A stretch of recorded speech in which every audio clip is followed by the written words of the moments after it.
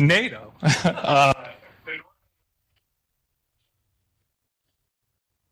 Again, on the one hand, it has been called the most successful alliance in history, in the sense that it has lasted 3/4 of a century and is huge, today encompassing a hefty 32 full member states, with others, notably Ukraine and Georgia, seeking to join. On the other hand, its longevity and size also point to problems of dysfunction and mission that have persisted since the beginning. Its membership seems as if it cannot agree on the small matters, let alone the large ones. One sees this in debates surrounding the 2.5-year and running Russian war on Ukraine as much as anywhere else. The NATO Parliamentary Assembly will be meeting here in Dayton from May 23rd to 26th to mark the 30th anniversary of the Dayton Peace Accords, which brought an end to the Bosnian War and NATO's first military engagement. With this event looming, our goal tonight is to discuss some pressing questions surrounding NATO and its continued relevance. Is NATO still relevant and effective, or even desirable? What is NATO's function in the contemporary world, and is this reconcilable with its original objectives? Would the NATO of today even be recognizable to its founders who, in the words of the first Secretary General, Lord May, intended to, quote, keep the Russians out, the Americans in, and the Germans down? Or, as our flyer asks, how would the first Supreme Allied Commander of Europe, Dwight Eisenhower, consider it? Would he see NATO as a force of peace and stability, or as the military-industrial complex run amok? In short, protect us or provoke conflict in the world? The format of the debate is as follows. There will be two sides. We have for NATO and against NATO. After a round of introductory statements, I will ask one question about NATO's relationship to the Russian war on Ukraine. After each team responds, the debate will open up to a more direct format. Each team has come up with questions to ask their opponents. These were developed in secret, so the opposing team will have to decide on the moment, or in the moment, how to respond. Hopefully this will produce a debate, and I really think it will, that is entertaining and engaging as it is informative. I will be, I'm not keeping time here, but I will be keeping unruly participants in line. So watch for that. I'm kidding, of course. This will be, I think, really, really wonderful and civil. Thank you in the audience and at home for joining us. And now we'll move on to the introductions. So I'm going to go one by one, and then each person is going to give a 1 to 2 minute opening statement. Okay. First, we'll start with David Esrati, team captain of Pro-NATO. David is a first-generation American, an Army veteran, and a relentless advocate for democracy. A frequent candidate in the Ohio 10, he's challenged the political establishment for decades, so much so that Representative Mike Turner had him arrested for a silent solo protest at a public meeting. Esrati won in court. Through his long-running blog, Esrati.com, he's practiced fearless citizen journalism, showing up, speaking out, and fighting for an accountable America. Thank you for coming out. An informed electorate is what is most important in this country, and it's one of the we've been missing. Hence Donald Trump. I want people to understand that NATO is not an organization, with a grand leader. It is a collaboration. And the reason the collaboration was set up was because of the very thing that we're seeing in Ukraine today. Russia was the aggressor. We undermined Ukraine by asking them to hand their nuclear weapons back to Russia. We said we'd do something, and we didn't. For me, the purpose of government is summed up on every piece of money you have where it says, "In God we trust." It is important that governments can be trusted, that they can be responsible, responsive, and do what they say they're going to do. When they don't, and people change directions, things get really bad.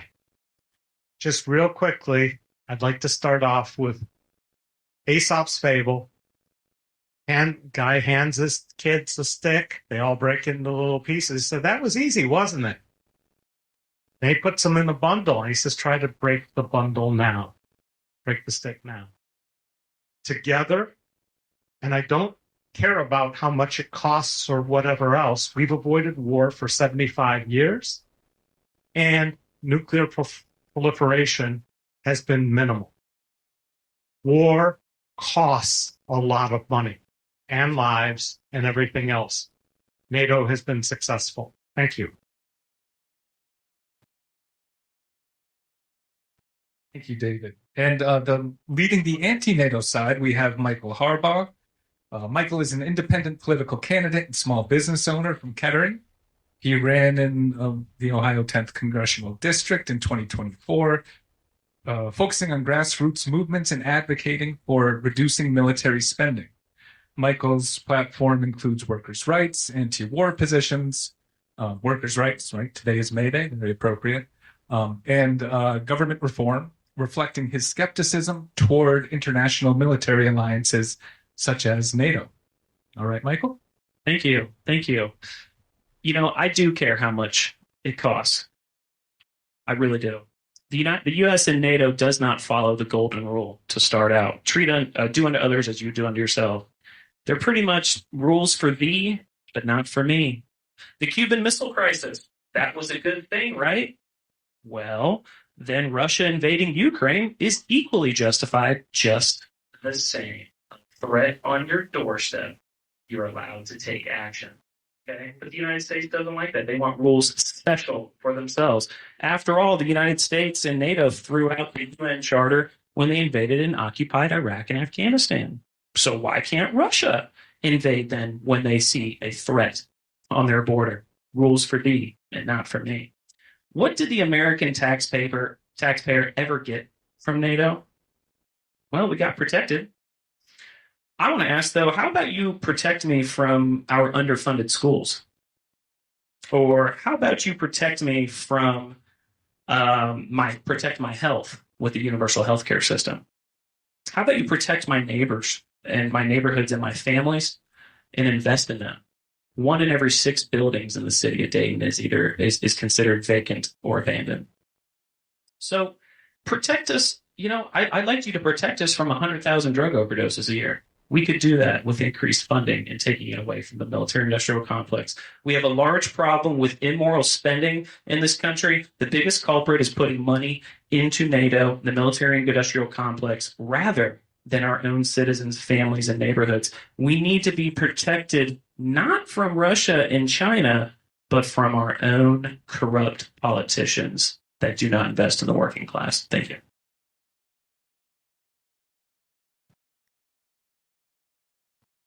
There we go. Thank you, Michael. Our next panelist on the pro-NATO side is Dr. Verb Washington. Verb is a retired U.S. Army colonel and assistant dean at the University of Dayton's College of Arts and Sciences.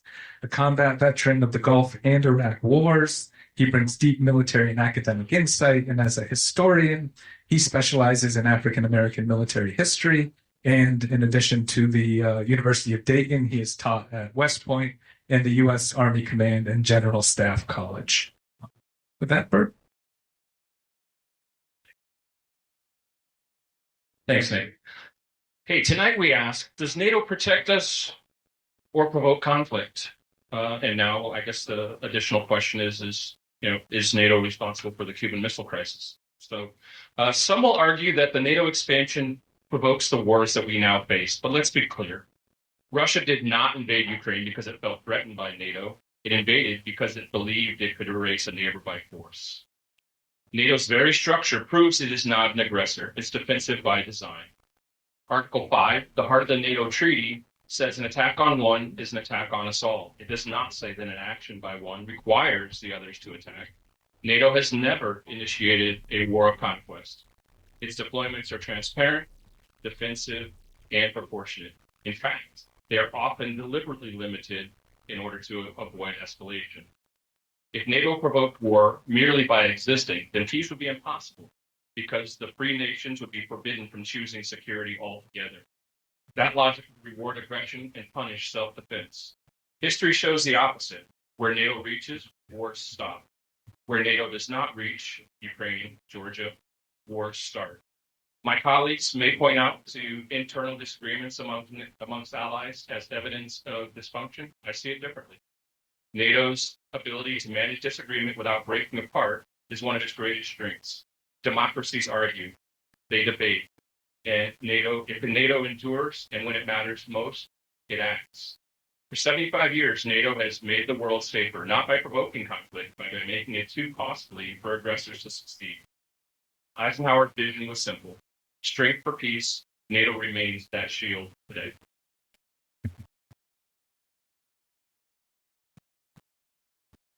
Takes a second. All right. Thank you, Bert. Our next panelist, now back to the anti-NATO side, we have Dr. Jonathan Maffei. Jonathan is a licensed professional clinical counselor and an existential psychotherapist based in Athens, Ohio. He has worked in community mental health for decades and served as clinical supervisor for the Athens Photo Project. A longtime peace activist, he collaborated with Middle East advocates Art and Peggy Gish, served on the Appalachian Peace and Justice Network Board, and founded the Peace Patriot during the Iraq War. Jonathan? Can you hear me? Okay. The problems with NATO is the problem of empire. I think it is accurate to say that NATO is the bedrock of the American empire. And what happens to empires? Empires eventually meet their demise, yet countries survive. And just as the Soviet Empire came to an end in 1991, it seems to me that the American empire faces a similar fate. Empires become militarily and financially overextended, which leads to their collapse. Although we have the safest location in the world, illogically, we also have the largest military budget in the world, roughly $900 billion a year. In comparison, Russia spends about $109 billion a year. Our tax dollars that could be used constructively to build a world-class infrastructure, which would allow U.S. companies to compete more successfully internationally, instead are used destructively to create weapons and more wars. While the Soviet Empire ended peacefully in the 1990s without a shot, I wonder if Washington can relinquish its empires peacefully. Because of our country's militaristic policy, we have been brought to the point whereby we are closer to nuclear holocaust than ever before per the so-called doomsday clock. Our country is currently involved in 3 wars: Ukraine, Palestine, and Yemen. With Ukraine, the US and the UK have sparked a proxy war between NATO and Russia, a war it seems we're willing to fight to the last Ukrainian. And thanks to Mrs. Merkel and Mr. Holland, the former German and French leaders who co-signed the Minsk agreements, we know the accords were used to allow NATO time to supply and train Ukraine up to NATO standards. Ukraine has become the battering ram to use against Russia.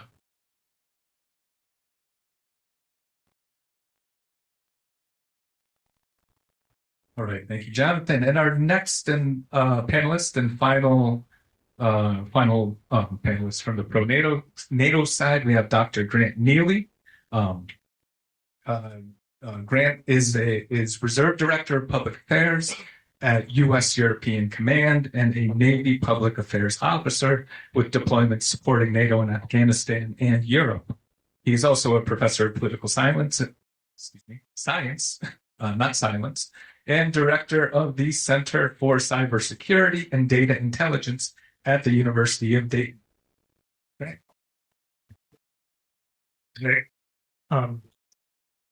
The world system's anarchy.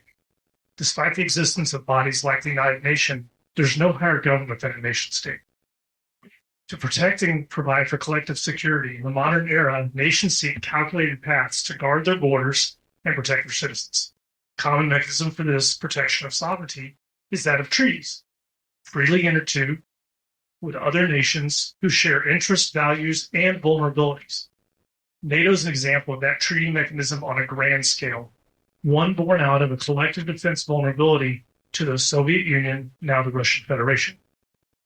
The current state of conflict precipitated by Russia and Ukraine highlights why NATO exists, because of the potential for an aggressor to violate sovereign borders. Now more than in previous periods, we see nations seek protective alliances. Example of Finland and Sweden, long neutral, joining NATO in 2022. While I present an argument for NATO, more importantly tonight is the fact that you are here as citizens to participate in discussion and learn about the policies that your government pursues.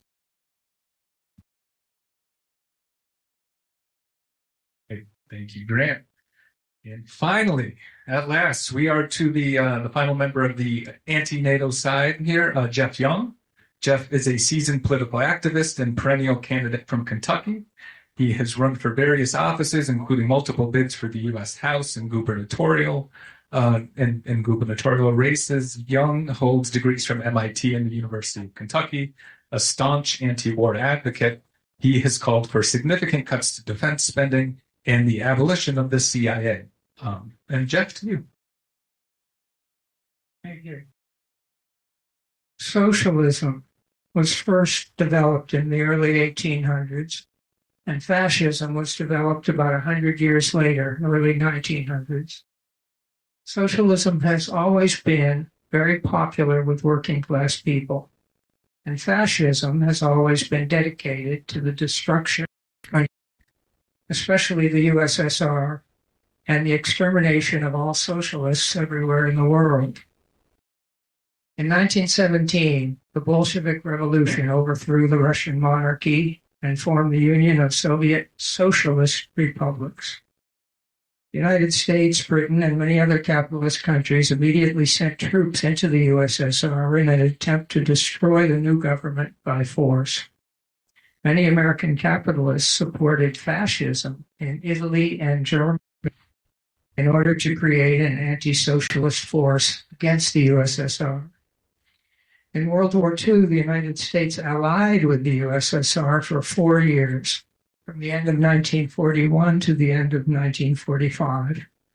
When World War II ended in 1945 with the victory of the USSR, the USA, Britain, China, and many other allies, the US had a fateful decision to make: continue cooperating with the USSR or return to its habitual anti-Soviet policies.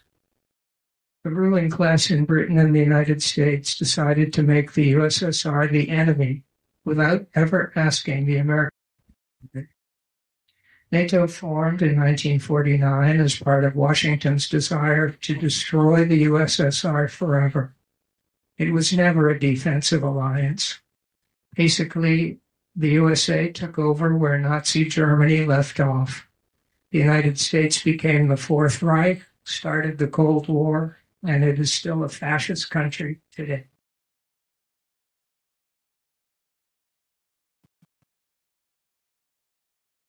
All right. Thank you, Jeff. And on to the debate now. For our next section, we have asked each team to prepare some brief remarks to a question about NATO and the war in Ukraine. And here is that question. Is NATO provoking conflict with Russia or protecting the world in its support of Ukraine and its enhanced forward presence in the East? And we're going to start with the pro-NATO side on this one.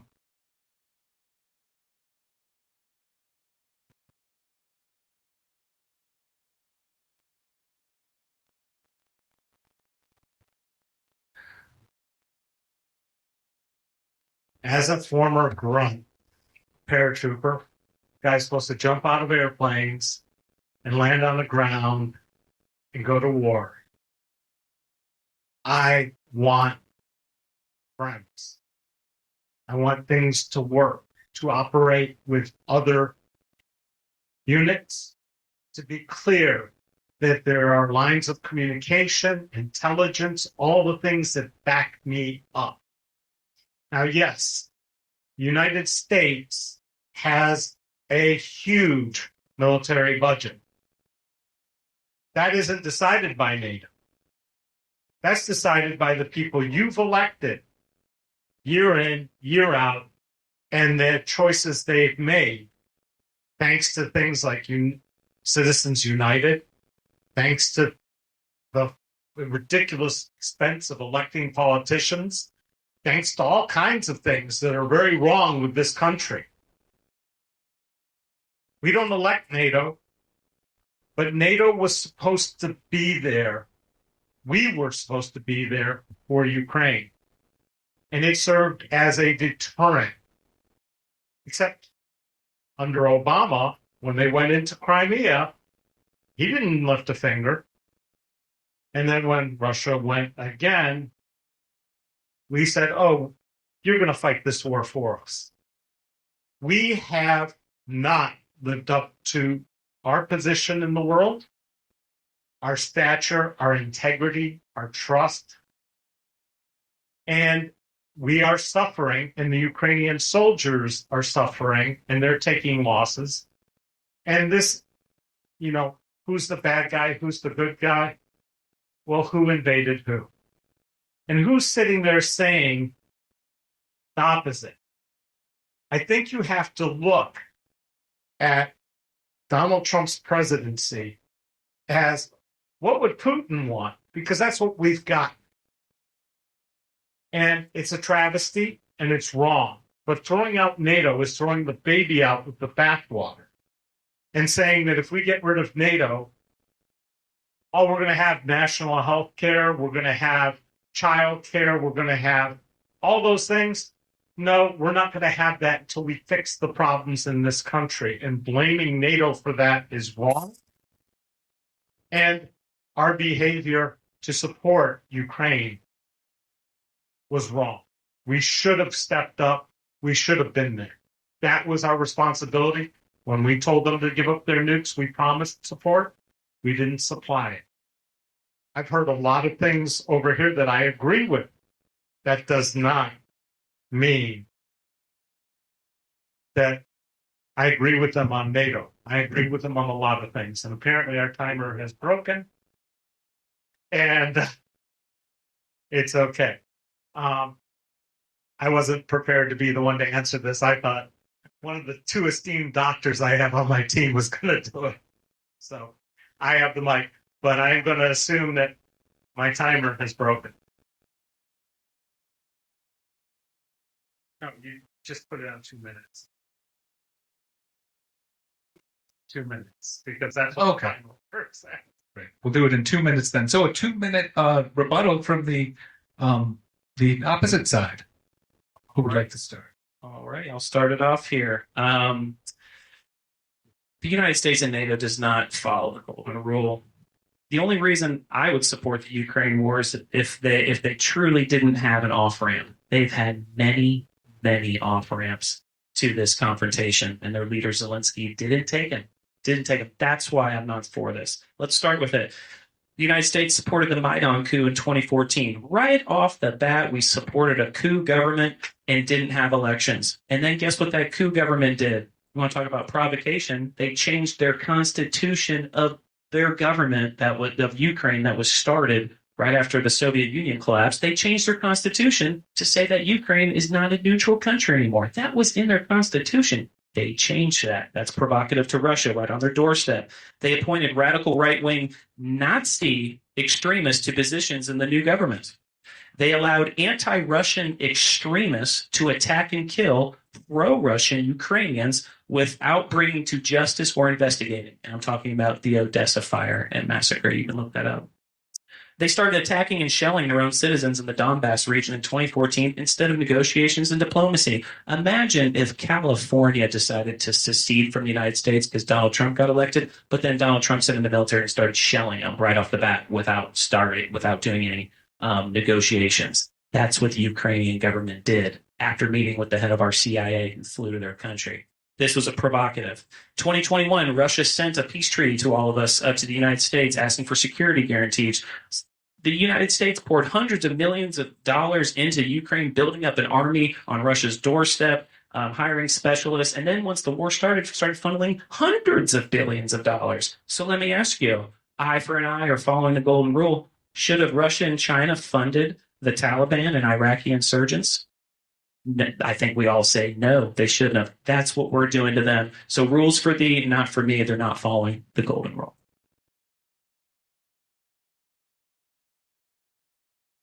Pro? So I think that one of the challenges here is states, they're nation states. They're going to pursue their interests. We're not talking about a country that, while every country might do something within its own citizens, if you want to take Ukraine, for example, Russia has considered Ukraine part of Greater Russia. They are moving to establish a Greater Russia, and that's an argument. And this is why NATO exists, is because that was the rationale to start NATO. Was Russia, Soviet Union, took over lands that it claimed were originally a part of the Russian Empire. It asserted its dominance over there in that same Eastern European bloc. And we saw as soon as the curtain fell and those countries could start their democracy experiment, and there are cases where they all struggled with it, but they saw the fact that Russia was there and wanted to take them over again. And that's why as soon as they had the opportunity, they joined NATO. And that's still the trend we see. It's the reason Ukraine and Georgia want to belong to NATO. It's why all the Baltic countries join NATO. It's why Finland and Sweden join NATO, because they see Russia as the greater evil and that they want to dominate their lives. It's simple. That's NATO exists as a bulwark against that. And I don't know how much stronger to say than Russia is the bully here. They want to pick off these countries one by one. That's what they did in Georgia. It's what they did in Crimea. It's what they did in the Donbass. And that's why these other nations who are there, who are living the existential threat, are wanting to join NATO. Against? We have our first question for them. This still on the Ukraine. So the UN Charter is the foundation stone of international law. And Article 2 is strongly against aggressors. Whenever a military conflict arises, it's vital, extremely important to decide who is the aggressor and who is not. Article 51 of the UN Charter says, nothing in the present charter shall impair the inherent right of individual or collective self-defense if an armed attack occurs against a member of the United Nations. Bill, the Security Council has taken measures necessary to maintain the peace and so on. So, in 2022, January 2022, Ukraine, backed by NATO and the United States, intensified its shelling against innocent Russian civilians, ethnic Russian civilians in southeastern Ukraine, the Donbass region. They had been shelling them for 8 years. From 2014 to 2022, it was international terrorism. It wasn't aggression. But in February of 2022, Russia learned that Ukraine was about to launch a full-scale war of extermination against all the civilians in the Donbass. And Russia responded by launching its special military operation, which was consistent with Article 51 of the UN Charter, was totally legal, totally moral and totally justified. All right, we're doing one more round, right? Pro?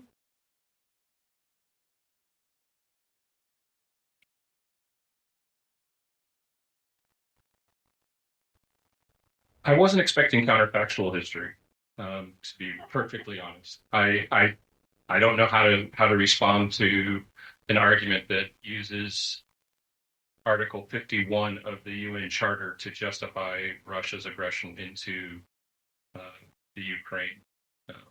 But in any case, we seem to be avoiding the first part of it, which was that you said very clearly that what we needed to do is to identify who the aggressor was. The aggressor in this one seems to me to be very clearly the only people who crossed an international border in this case was Russia.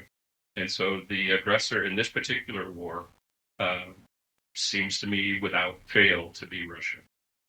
The arguments about bombing your own citizens strike me as sort of the counterfactual arguments that we have after our own Civil War, where the South, after having lost, decided that there was a lot that happened because the North had aggressed into the South rather than addressing the problems that our nation had. And much as that cannot stand in our history, assuming that we get rid of Donald Trump, then the same thing stands here. We cannot allow this sort of rhetoric to take hold in the minds of people because it's simply not true.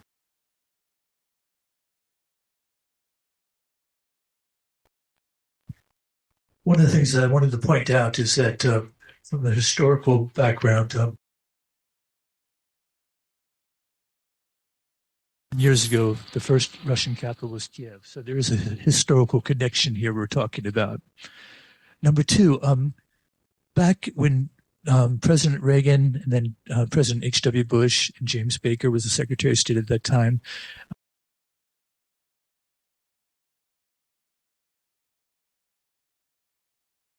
the Soviet Union allows West and East Germany to reunite, which Moscow acceded to. They said, sure, okay, we'll let that happen.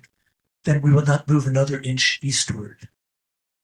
But then the very next president after H.W. Bush, Bill Clinton, sure, let's go ahead. All of a sudden, the former Warsaw Pact countries were allowed to join NATO in direct refutation of the agreement they had just reached a couple of years earlier with Russia, with the Soviet Union. So we have to keep that in mind, that they were promised we're not going to move another inch eastward, and they moved miles and miles eastward all the way to the Russian border. Also, keep in mind that Russia wanted to join NATO. An interesting conversation Vladimir Putin had early on in his presidency, his first presidency, his first term, was with Bill Clinton. He said, we would like to explore the possibility of joining NATO. But Bill Clinton said, you're too big. What did that mean? You're too big. What do you want to have? If you had a fight going on, wouldn't you want to have the biggest guy on the block backing you up, right? No, but we said, no, you're too big. Read that. You're too difficult to control. We cannot control Russia. You're an independent country that's going to, we can't push around like we do the rest of the NATO countries. So I think that's a very important factor to keep in mind.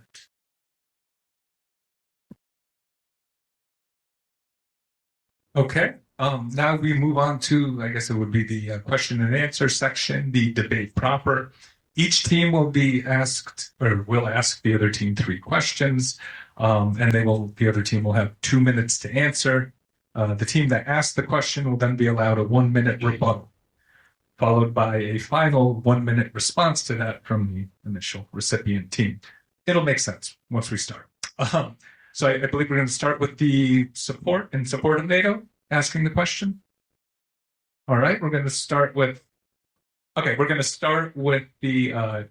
against NATO team asking the question. All right. I guess I will go ahead and do my first salvo. Since 1949, according to NATO's own reports, the United States has spent $21.9 trillion on NATO. How can you justify this level of spending when so many U.S. citizens are suffering due to lack of investment?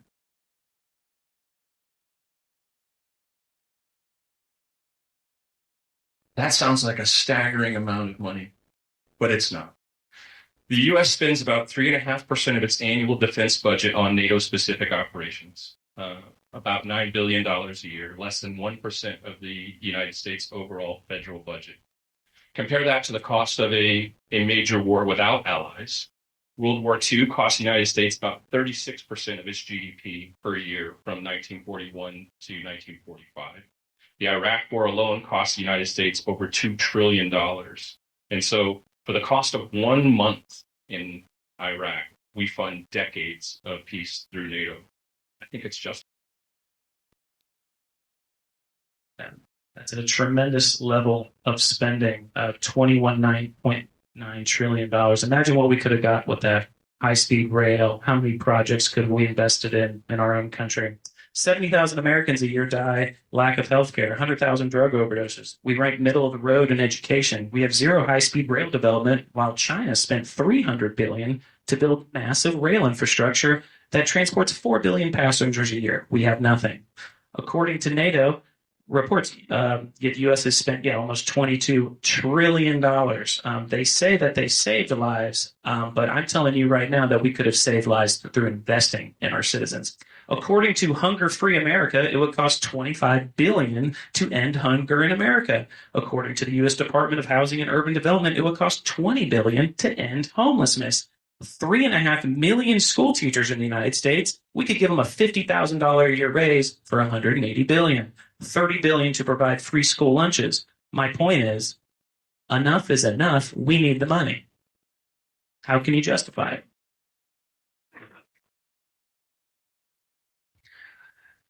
Again, I'm glad you're all here because you've allowed our country to run amok with this two-party system, with money buying politicians, with lobbyists, with the whole 9 yards.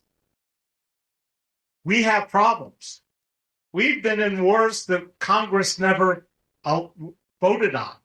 That is a constitutional question that we've all sat there and said, okay, we dropped more bombs on Vietnam than we did all through World War II and Korea combined, and that includes in tonnage the 2 nuclear bombs, and we're still the only country to have done it. We make a lot of mistakes. Being in NATO is not one of them. And saying our entire defense budget is NATO budget is like saying that the budget of the Dayton Police Department is the budget of the entire country's police forces. Look, we have citizens in this country dying every day, being shot. We don't have gun control. This is because we have people like Mike Turner in office, people like J.D. Vance in office. I mean, you're going to have to come up with better, smarter people if you want to see some sort of equivalency. Eisenhower warned us about the military-industrial complex as he was leaving office. This is a man who was a 5-star general who led us through World War II, was a president. This man saw it coming. He warned us. How many of you have heard of Gary Hart? Remember Gary Hart? His boat, Monkey Business? They sunk him. But he was doing studies back in the 80s saying that most of what we're buying is fighting the last war. And it's been proven in other wars that we're building the wrong things and spending money in the wrong places. It doesn't take a rocket scientist. This is not a question about anything. We're here talking about NATO. He's here talking about the broken system here. They are not the same.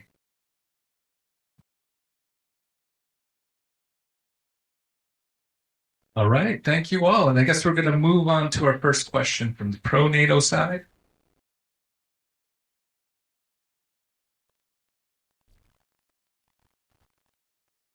So our question for you is you framed NATO as the bedrock of the American empire.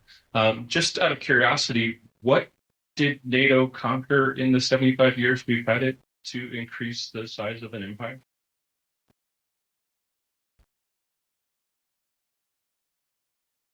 Right now, the United States, beyond NATO, so NATO is only a component of this empire that referring to. We have, I think the number I hear most often is 800 or so bases in about 130 countries.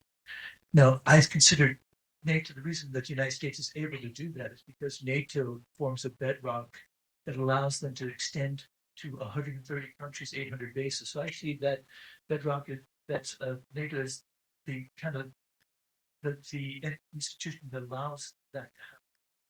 If the United States didn't have 32 other countries supporting them like that, if the United States didn't have 32 other countries supporting them like NATO does, and I would call the NATO countries vassal states, I don't think they have full voice. I think the United States is first among equals. Let's put it that way, NATO. And if without NATO, I don't think the United States would be in 130 countries with 800 plus bases.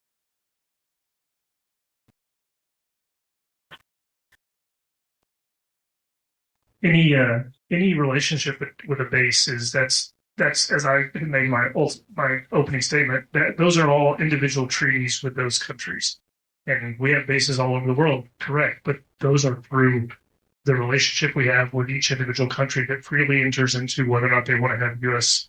service members in their location. So NATO has really nothing to do with establishment of bases for U.S. troops anywhere else. That's all bilateral agreements with those countries, and they can kick us out if they want to. And we have some places we have great relationships, some we have tumultuous ones, like in Okinawa. But all those are that NATO has nothing to do with bases. So I'm not sure how it constitutes any kind of a bedrock of an empire. Every time we've been in a country, we have to negotiate an agreement. We negotiate a status of forces agreement. It's about how many soldiers or service members we can have there. Also about the nature of the economic relationship there. So I think it's erroneous to call NATO a part of an American empire.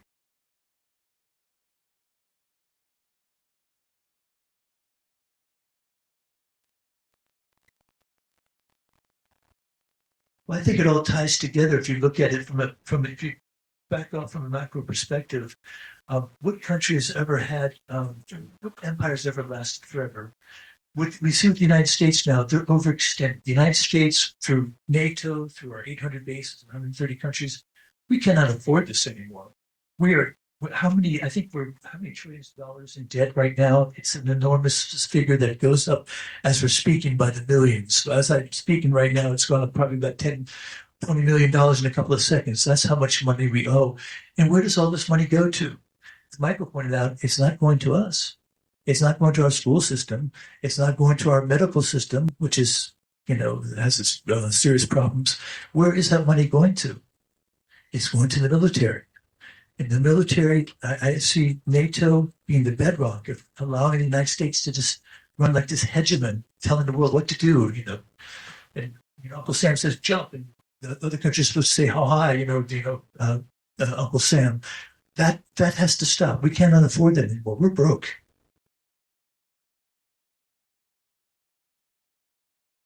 All right. Let's do our second question from against.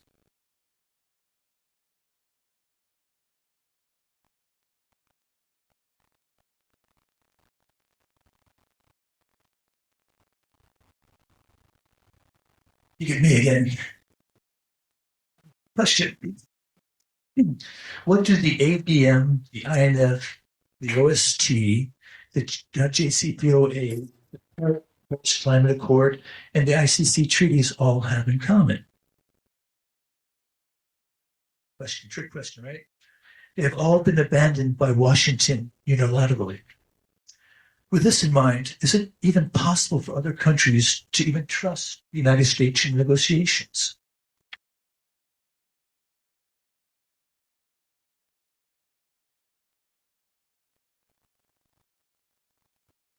I guess I don't know how that has anything to do with NATO. Since that's what we're talking about. In terms of negotiations we're talking about Article 5, collective defense. I think we have a great history of seeing other countries come to our defense when we entered into Afghanistan, as controversial as that may be.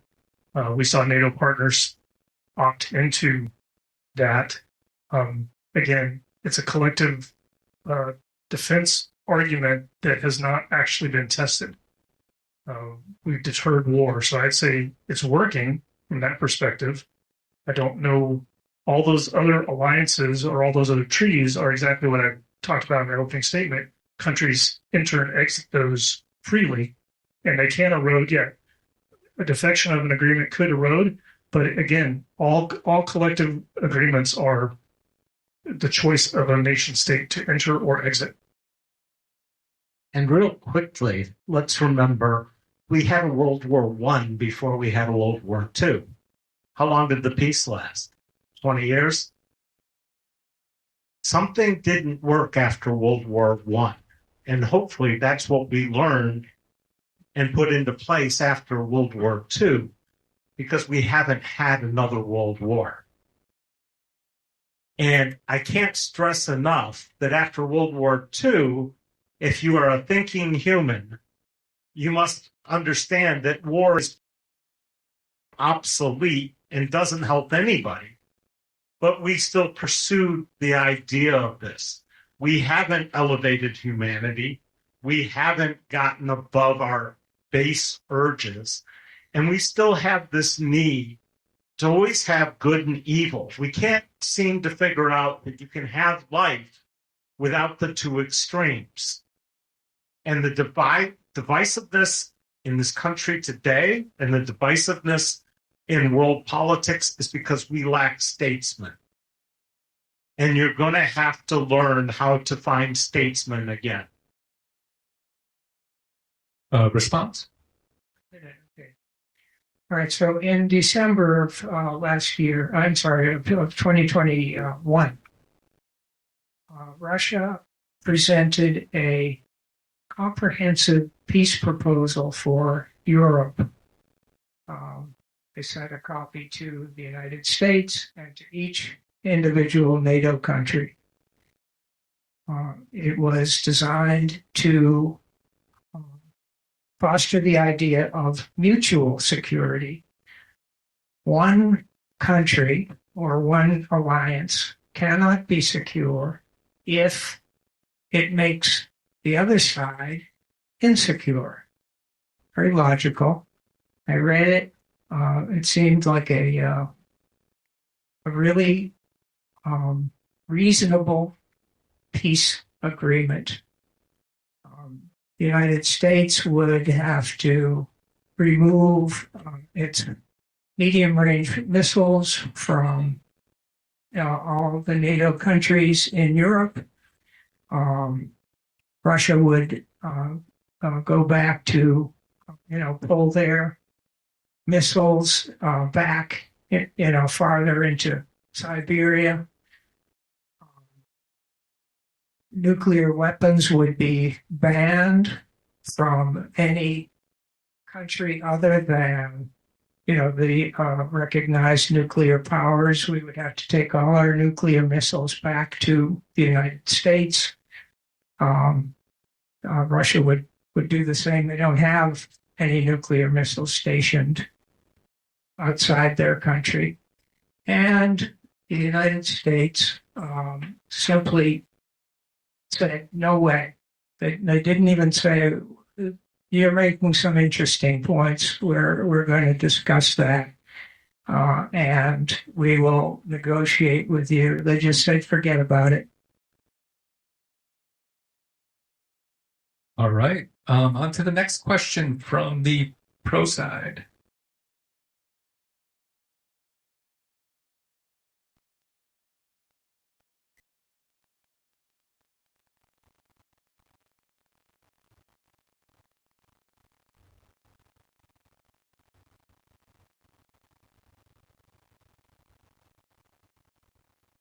What do you see the future of the world being without a NATO? Is that a world without conflict? Is that where you think that that NATO would, the lack of NATO would create a world without conflict? I would love to disband NATO, put the money back into our own country, and pursue peace through trade negotiations and mutual defense partnerships and stuff. I'll give them a little bit of credit. We've had guns, when you're the biggest one on the block, it is a deterrent. But what is the price that we've had to pay?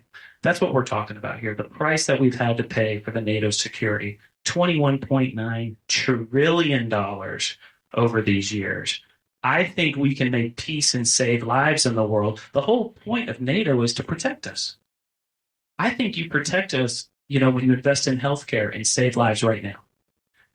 Clean up our food system, teach people proper nutrition and education and all the trickle down effects. That's how you save lives. That's the side I want to bet on. I don't want to bet on the theoretical protection anymore because we are literally dying. So in my opinion, the pathway towards peace is economic development and trade between countries. We are witnessing now the rise of China. China is winning in their industrialized capitalism in the world. They didn't do it through NATO. They developed. Is anyone trying to blow up China? They're not. Okay, so there's other pathways towards development and peace in the world. And the pro-NATO side says this is the only way. And I want to take a little chance, walk with me here, and let's have a new multipolar world. Without NATO brinksmanship and NATO, threat of nuclear war. I mean, the strategy's not working right now, NATO. You're 89 seconds to the doomsday clock going off, the closest we've been to nuclear war in a while. So at the very bare minimum, we need to reform NATO. At the bare minimum, reform it. But the strategy that they're currently doing is dangerously, very dangerous, and it's killing us here at home through lack of investment. I will say the Georgians and Ukrainians who I served with would disagree because their countries are facing actual death right now, and I think that they would give anything to have been under the NATO umbrella, and I think that that's a country that knows where the strong men can invade the weak at will.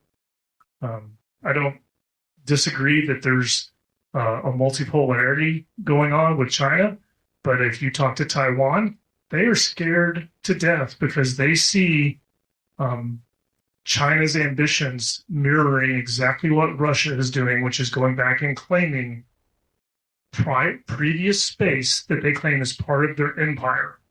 And that's what Russia's doing. It's what China's doing. It's reasons that countries band together and pursue these alliances to try to protect and hold on to what their people face imminent death in those countries. Fighting over the mic here. I'll give my 1 minute final on this.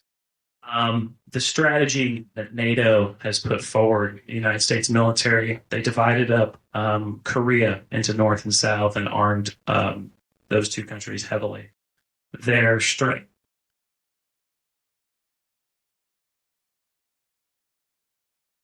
Okay, I stand corrected.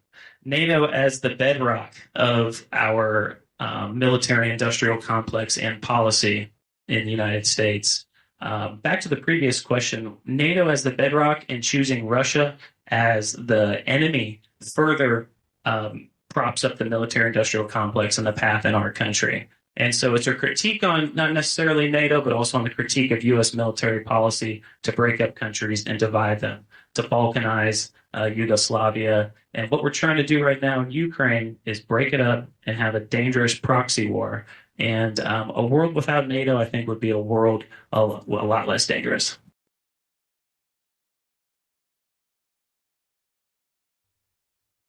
So I guess my first question is the $29 trillion that you cited. The United States spends $9 billion a year on its NATO commitments, $9 billion. That comes out to $675 billion over the entire life of NATO. So, kind of a Doge-ish comparison. You think that it's massive. It really isn't in comparison. The second is the false equivalence between NATO, a life without NATO being suddenly the United States gets better healthcare and high-speed rails, we've had the opportunity for better healthcare and high-speed rails the entire time that NATO has been there. The United States has made those choices independent of its military commitments around the world. And so I don't think that that's a valid argument either. And if you ask for the question that Grant stated, or if you listen to what Grant was saying about the people of Ukraine, the people of Georgia, the people of Taiwan, they're making the same plea that the people of Sweden did recently, which is we would much rather have the shield that NATO provides than the life that the Russians are offering to give us. The organization that you quoted about Yugoslavia is curious because it never was part of NATO. We had no responsibility or ability for that other than to save the lives of people once that balkanization took place. And so it's a curious argument. I think we're kind of out of order. Do you want a minute? I think it's the time for the question, the third question from this side, I believe. Yes, please. Okay, all right. Since the United Nations was founded in 1945 at the initiative of the Franklin Roosevelt administration, the United States and Israel have violated the most important provisions of the UN Charter more than any other country. The most important provision of the UN Charter is the absolute prohibition against aggression, invading or bombing other countries. In view of these facts, do you all agree that the United States and Israel should be expelled from the UN pursuant to Article 6 of the UN Charter?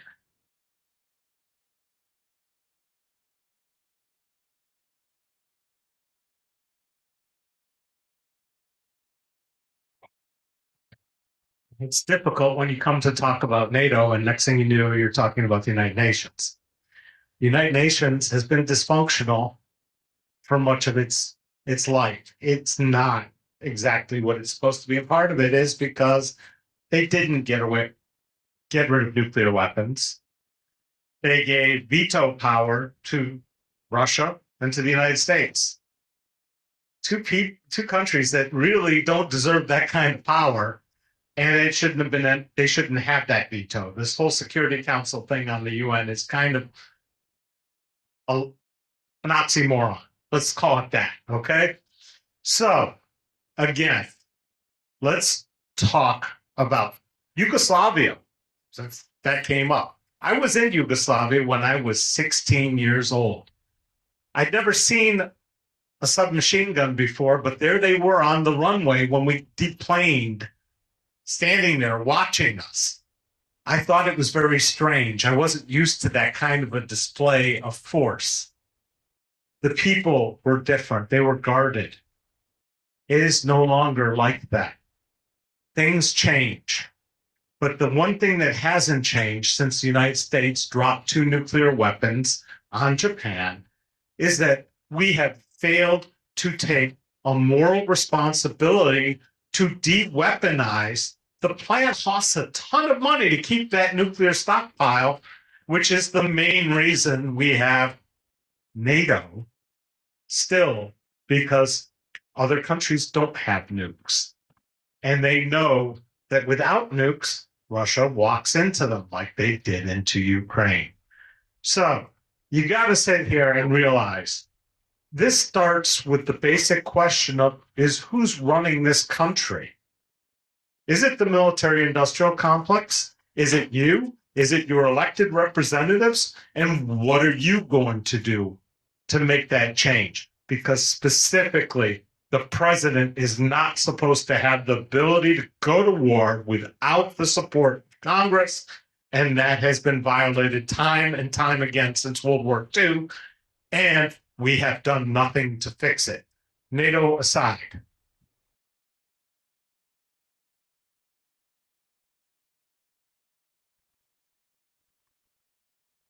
So,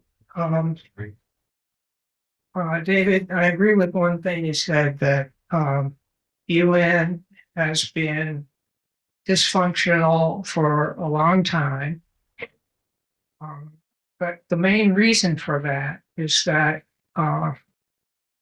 very soon after the UN was founded in 1945, at the end of World War II, the United States began to undermine the function of the UN. The main purpose of it was to prevent another world war, like the World Wars I and II.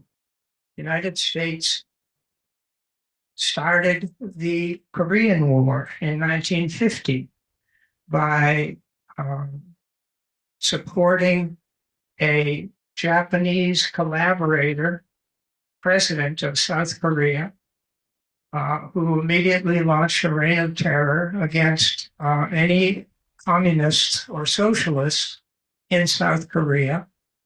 And when that became a conflict between North and South Korea, the United States went in and committed genocide against the people of South Korea and North Korea. Something like 3 million Koreans bombed to death by the United States, who were determined to keep the two parts of Korea separate. That was the first genocide since the Nazis. Only 5 years after World War II ended. In Vietnam, President Kennedy started that war, a war of aggression against the people of South Vietnam, North Vietnam, and spread to the people of Cambodia and Laos.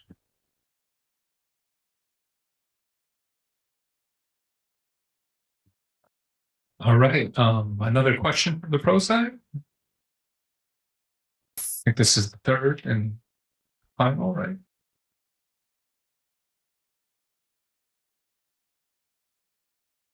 So we heard that the challenge for the Russians and the reason why they decided to invade Ukraine was because the NATO countries had expanded toward Russia, moving, I think, as you said, to their very border. How exactly did NATO move towards Russia?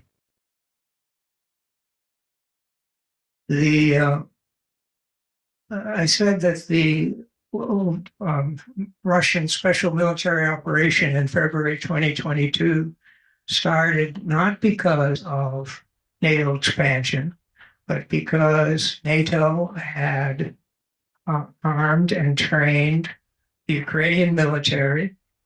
They shelled civilians in the Donbass for 8 years, from 2014 to 2022. And the Russians very reluctantly launched their special military operation after an intensified shelling and an imminent invasion of the Donbass by the Ukrainian NATO-supported military. So it was a clear example of collective self-defense that is described in Article 51 of the UN Charter. It was not Russian aggression.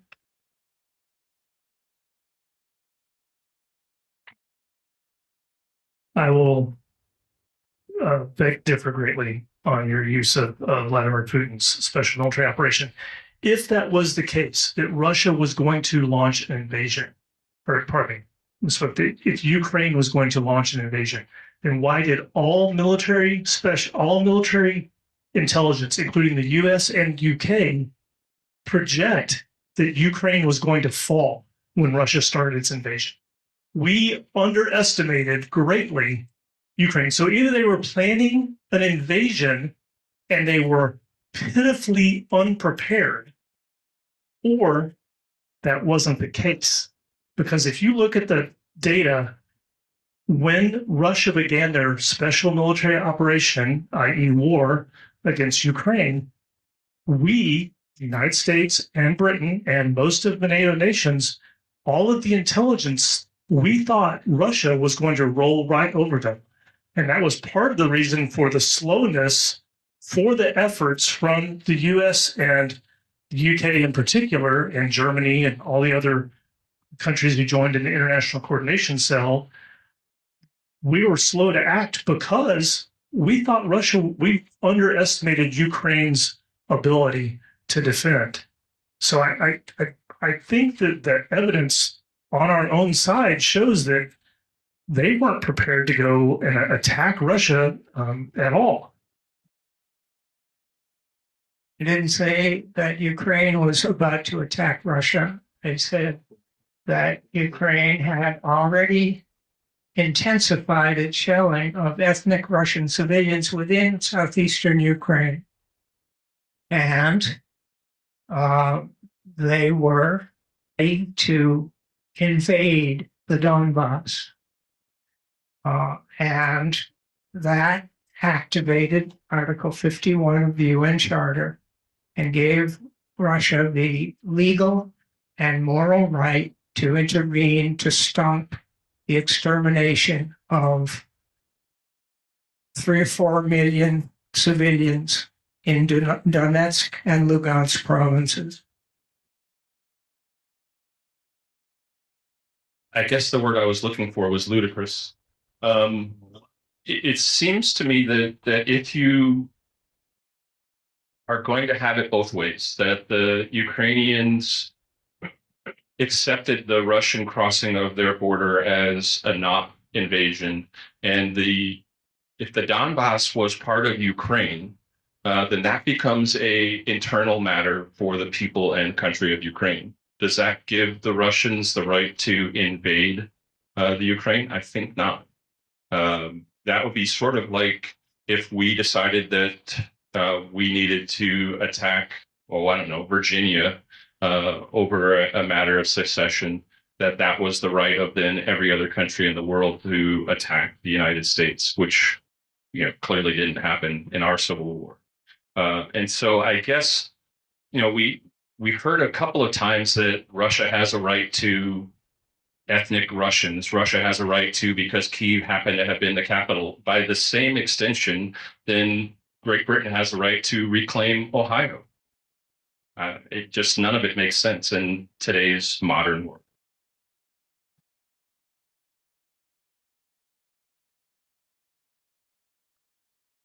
Well, I think we're done with the questions here, right? So we are going to do final statements. And then if anyone wants to stick around after, I think people will be around, the panelists will be around to chat with you. We have a hard stop at 8. Yeah.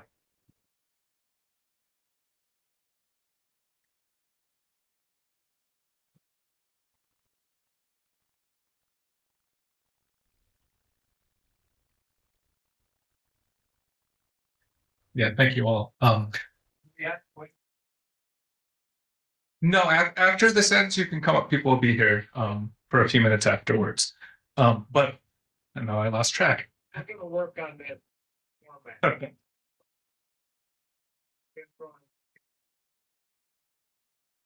Are we done? We're done with the Q&A now, right? I think yeah. Final statements here. Pro or against? Who wants to start? All right. Let's not forget Iraq, Afghanistan, Libya were NATO wars. They were NATO wars. In Iraq, NATO had 4 military bases where they were training people from 2003 to 2011, training and advising 4 NATO bases. Okay. Afghanistan was a NATO war. You should read some of the papers that the Pentagon and the people write about Afghanistan, and they just brush off, gosh, if we had just, all the mistakes that we made in Afghanistan, and you should hear their revisionists. Gosh, we just didn't know the autonomous governments, and they don't accept responsibility for their failures. The Afghanistan papers proved that that our generals and NATO generals were lying to Congress. They were lying to the press. They were lying to the American people. They didn't know who the enemy was, where they were, anything like that. These are NATO wars. Libya, we bombed and destroyed the most prosperous country in Africa. And actually, the first elected black president in the United States took out the most prosperous country in Africa. That's another element there. So the war profiteers are to blame. Our corrupt leaders are to blame. And is anyone going to jail for this? Or do they get promoted and do they get to just keep putting it out there in the news about the next war that they want to start? That's what they're going to do here at the NATO Parliamentary Assembly here. They're going to get together and discuss who they're going to bomb next. NATO has gotten us 89 seconds to the midnight to the doomsday clock. Their policy is failing. Their brinksmanship has taken us. It's unacceptable. At the very bare minimum, there needs to be a major reform of NATO, but there is another way. We can get world peace by investing in the material needs of our citizens here first, and then work on trade deals and economic development in other countries. Trade agreements and economic developments to lead the world out of poverty so we are not fighting over natural resources. And to stay out of all their businesses and to follow the golden rule, which NATO clearly never has done. If you know history of Afghanistan, you know they've been at war forever. And in special forces, one of the first things we learn is about how the Kurds were fighting and how would we help them. The Russians fought there for 20 years and gave up and walked away. Now let's talk about, quote, NATO wars. Look, 17 Saudis were on those planes in 9/11. They didn't need nuclear weapons. They didn't need anything. And we overreacted and went to the wrong countries for because it's good for the military industrial complex. That has nothing to do with NATO. Okay? Let's be clear. NATO doesn't start wars. NATO is there to prevent wars. Our American imperialist tendencies start wars. Our bad trade policies start wars. Our bad politicians start wars. And why is our defense budget so big and why is it so expensive? Because we've never had our Defense Department ask an audit. We've never stopped anybody from building things that we don't need. There was Turner saying, we need the Abrams tank. And the Army themselves said, we don't need the Abrams tank. Get rid of Mike Turner first. Then work your way through some of these other problems. NATO is not the problem. We've got problems in this country. And yes, our defense budget could be considerably smaller. And yes, NATO countries could pay more. But that is not going to happen as long as elections cost $16 billion and there's dark money involved and gerrymandering involved and Citizens United. We need to fix all of those. And we need to start supporting better candidates than our two parties supply. And we need to actually move away from the two-party system and do all kinds of other things. But a collection of countries saying we're going to defend each other, that's not what we want to get rid of. Thank you very much for being here. And I'm sorry if we didn't pull this off perfectly. We plan on doing other ones. I want to just really quickly say you need to thank Skip Ross and WRCX for broadcasting this on Channel 40. It's going on YouTube. We're going to try to do more of these events with different topics and different panels. And it all depends on you telling people that this was a good thing and sending the YouTube video out to your friends and say, hey, I learned something here. And yes, an informed electorate is our only answer to some of these problems. And sorry for the going over on that, but put a lot of work into this. So thank you. I really appreciate all of you being here. And I, again, Skip Ross supplying the cameras and, making sure this happens. Awesome. Some of you might not know Channel 40. It's a low power digital station. You can get it over there if you have an antenna outside, or you can get it on cable. but he's working on improving that. And it's a chance to broadcast to the public. He's the only independent television station in Dayton. So Black owned, in the community, good guy. He's back there. Thank you.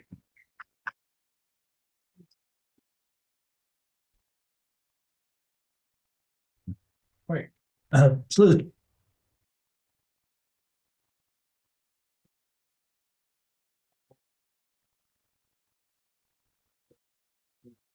Leave it on.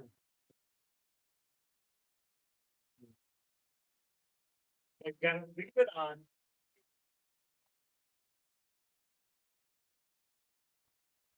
I have to admit, I'm a bit of a Luddite, so sometimes this technology escapes me.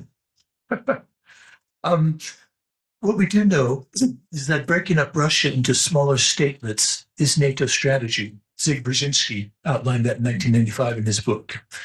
With that in mind, it is important to recognize that Moscow understands this war as an existential issue for them. President Obama's strategy to help overthrow the democratically elected president of Ukraine and replace him with one of our guys, while pivoting to Asia in order to counter China through the Taiwanese proxy, has driven Russia and China into each other's arms. Keep in mind, traditionally they have not been allies. It made no strategic sense to implement a policy that ended up forcing these two powerful nations to become allies against us in self-defense. The arrogance of empire has led our leaders to think that they can continue to run the world as they've been doing for decades. That is changing quickly. We've now arrived to a multipolar world in which Washington will have to learn how to share the power with other nations. Our sole superpower days are over. For me, what appears to be happening is a shift of power from West to East, from Occident to Orient. According to Arnold Toynbee, the famous British historian, China has been the strongest country in the world for 3,600 of the last 4,000 years. What we are witnessing now is the current of history swinging back to favor the Orient, the Russias, the Chinas, the Irans, that part of the world, as it has been for most of history. I believe we Americans and our leaders will have to come to terms with this epochal shift. After all, it's much safer and much easier to swim with the current than against it. To fight it means more wars, destruction, and suffering.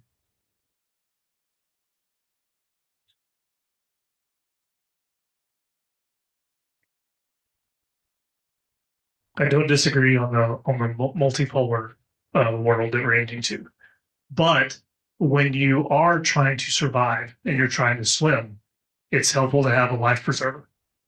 It's helpful to have friends who share values with you, and while you may disagree on some things, you also agree on the most important things, which is saving each other's lives.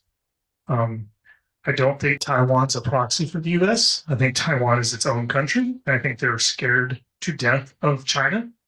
And we see the China's actions in the South China Sea and the Spratly Islands as trying to extend its reach and empire.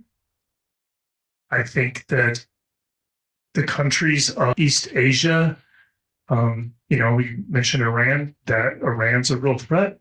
India and Pakistan are both threats to stability.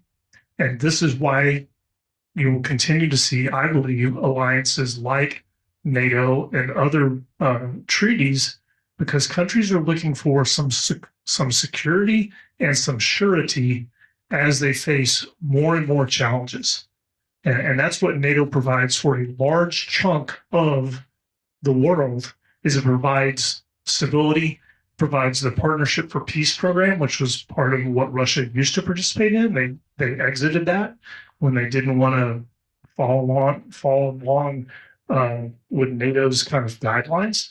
So there are opportunities, I think, for alliances like NATO and other programs like NATO, which has kind of gone dormant, to promote peaceful conversation and conversation about collective defense. But that's needed more now as we split into these different sections of power than ever before.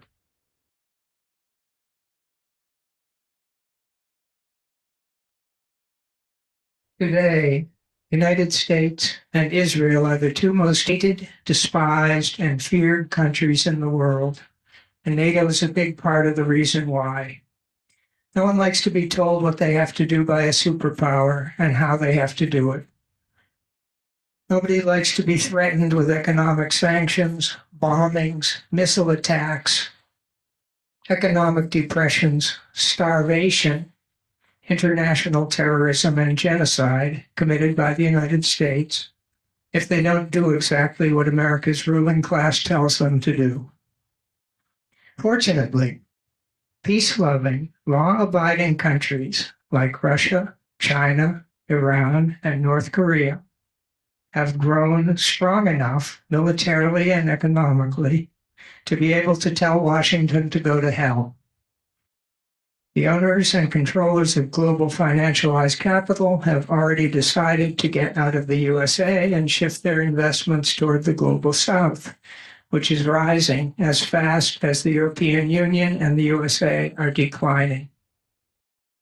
Another Great Depression in America, longer lasting and worse than the Great Depression in the 1930s, is probably inevitable. NATO was founded on April 4th, 1949. It just had its 76th anniversary a few weeks ago. May 24th, 2025 would be the perfect day to declare that NATO has ceased to exist. The Russian people just destroyed NATO's military power by uniting behind Vladimir Putin and defeating NATO's illegal proxy war against Russia in Eastern Europe from February 2022 to today. The best thing NATO could do for humanity would be to recognize that it has been decisively beaten and disband forever.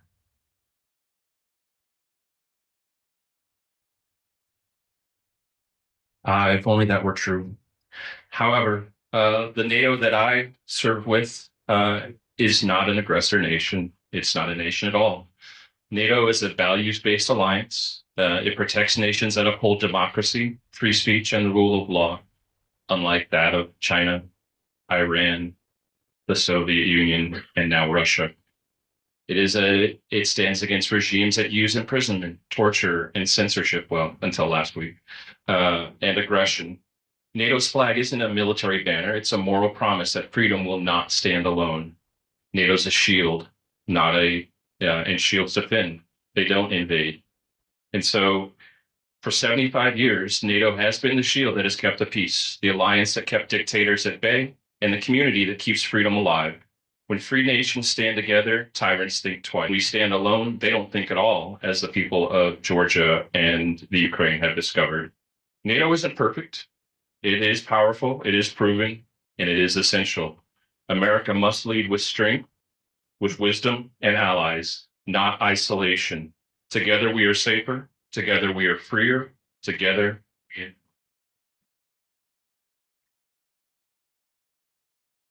All right. And with that, this debate has come to an end. I'd like to thank Michael Harbaugh, David Esrati, Jonathan Maffei for Washington, Jeff Young, and Grant Neely for this. I think they did an excellent job up here. We got many different perspectives. Thank you, Dick, for driving down from Kettering. Thank you. And I'd like to thank all of you out here in person and everyone online for tuning into this. I hope you got something out of it. And again, to answer a question from before, the panelists will be here for a few minutes afterwards. If you have some questions, you want to discuss something, I'm sure they'd all be willing to lend you their ears. So thank you very much and have a good evening.